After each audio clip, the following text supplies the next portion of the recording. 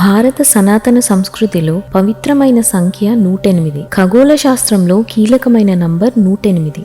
మన ఉపనిషత్తులు 108, అష్టోత్తర శతనామావళి 108, జపమాలలు పూసలు 108. ఆయుర్వేదం ప్రకారం 108 మర్మస్థానాలు ఉన్నాయి. ఈ ఎంతో పవిత్రమైన గంగా నది యొక్క అక్షాంశం 9 డిగ్రీలు కాగా రేఖాంశం 12 డిగ్రీలు. ఈ రెండు సంఖ్యలను గుణిస్తే 108 వస్తుంది. పురాణాల ప్రకారం చంద్రుడికి భూమికి మధ్య దూరం చంద్రుని వ్యాసానికి 108 రెట్లు.